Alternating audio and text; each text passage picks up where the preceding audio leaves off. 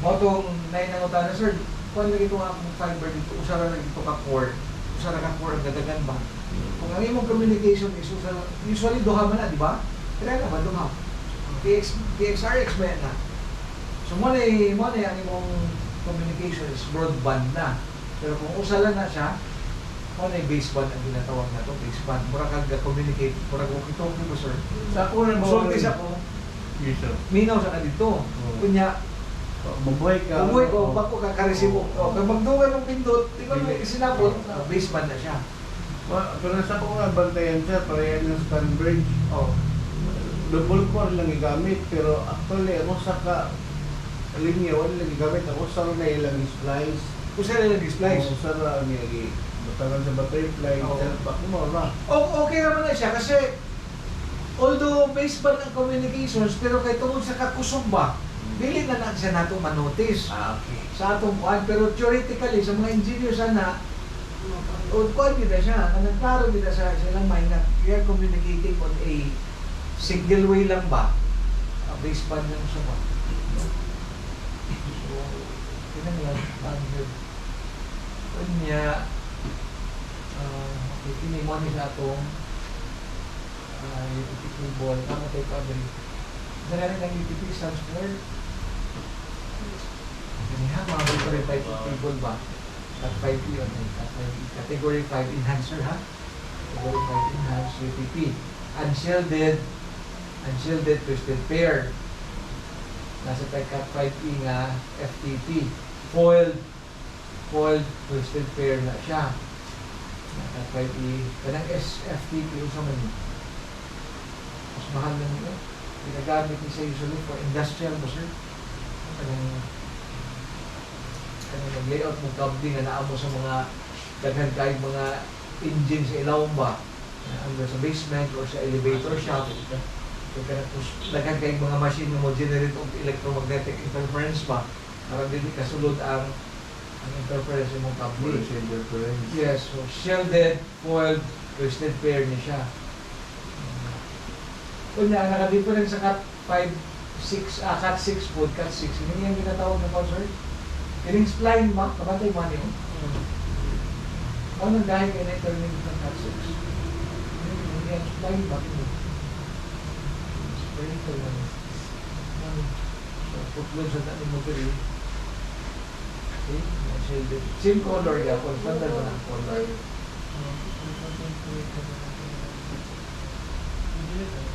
Doon dito sa among sir, ang gamit ka ito magkakanan. O sa Cat 5P. Wala yung standard doon, Cat 5. Wala yung pinakaubos na po. Nasa basement ang ilang sir dyan. Nasa basement. O, nagko, may machine dito. Cat 5. O, Cat 5P pa ilan eh. Ang wala yung manggilambot mo sa trip. Pagkurit-kurit mo silang kuhan. Tamay Cat 5 nga shielded. Mahin shielded. O na, eh. Pero nga mong ipagkuha dito di man shielded. Pero nagkagiro na siya connector di mo. Kung single. May balang mo ni mo ang shielded kay Nick Splice, di mo wala siya shielding ba? Wala siya aluminum foil ba? Baka siya mong bukikiya ba doon ubos sampag. Okay, di ba? Sampag ba daw? Ako na basement ng ginon ba? Oo. Kaya na. Kaya na-shield na yung sa baa. Taba ayo. Pila yung mga kampanya nga, hindi nila i-accept ang, di ba, during sa project, di ba, na may kontrata, structured cabling. Kung imo nang supposed to be ang naka-design din na, naka-design supposed to be nga shielded na isa din ang Cat 5 yun, nagibutangan lang na nimong UTP lang, nga din shielded, mabantayan nila na, di, kausap nila na siya, critical doon ang Siguro ang siguro sila, ano pa doon, siguro sa pag-siguro. Oo. Kaya gamit. So, main purpose na ning kuan man gud kining shielding is mo na siya katong para sa interference ng mga dili mo sulod ang kuan ba. Dili mo sulod ang interference niya no. So STP and shielded twisted pair twisted siya pares gyapon ba. Kining shielded twisted pair. Kaya di ba? Twisted STP and UTP. So for indoor use only, for outdoor use siya o for industrial use siya usually. Mas mahal ang yan per annum. Price wise. Kung yan sa itong RJ45, natin pass-through. Sir, puro pass-through yung gabi, sir? O pass-through. Okay lang yung pass-through. Sulod, wala na yung problema ba? Sa bubangga sa diri, di ba sir? Motor ni mo, automatic motor. Pero nasa hindi pasto. Bago sa itong pamilya mo, talmintan ng dili pasto, kay ang pag-estimate sa pamba, kung cutting ganit mo. So, mas mayo ka mo talmintan eh, ang walang problema. Sabi na sa'yo na tayo, hindi kayo kapasupan na ito. Kasi importante sa color coding. Saan nga kabli? Matitik? Patay? B. O sa nga pan? Sa nga type sa kabli?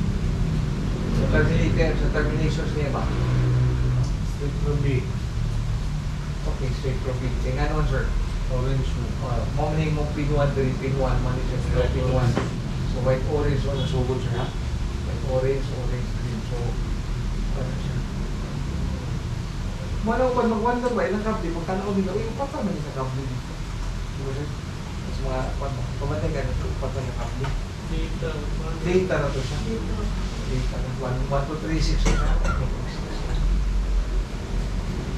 3, 6. And then,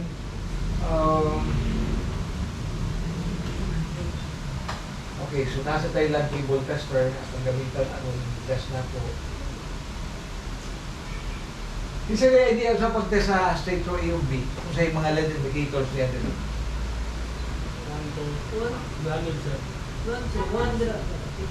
Oh, pare siya. Andun 8 pa na. 1, 3, siga 1, 3. 2, 2, 3, 3, 4, 4, 5, 6, andun sa 8, no? What about crossover? Okay, sa crossover, 1, siga 3, 3, 3. 1, 3, 2, 6, 3, 1, 4, 4, 5, 5, 6, 2, 7, 7, 8, 8. Mana yung pagkasi po sa ganpon. Okay, so, kasi bagay po ni pagkang klase. Common kayo. Diba? No? Shopee, lagyan kayo. Nagati sa Shopee, ano yun, naitag-sintara. Pero mo lagi, dali yung mga daot ba? Palit mo yung tools para sa quad kung perform na gina yan. Palit na lang kung katong good quality po. Yun eh, bali sa atong RG45 Quimper. So naano siya number dari 8 pin o sa 6 pin. Dinig sa 6 pin, pwede po din mo terminate ka ng mga RJ11. Baka sa telephone din nato ba? Hindi for data man eh. For internet. So muna itong gamit na Quimper. Nasa iyo. Dari sulod ni mo ang mga jack. Yung splicer.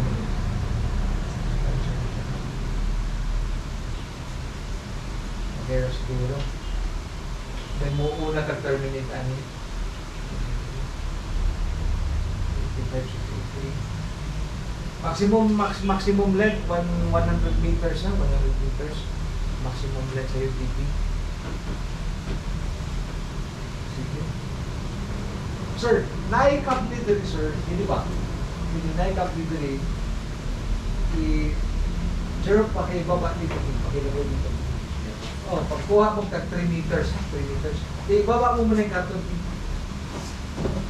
Mabuhat mo karton. Dito na. Huwag mo tag 1 sir, 3 meters sir.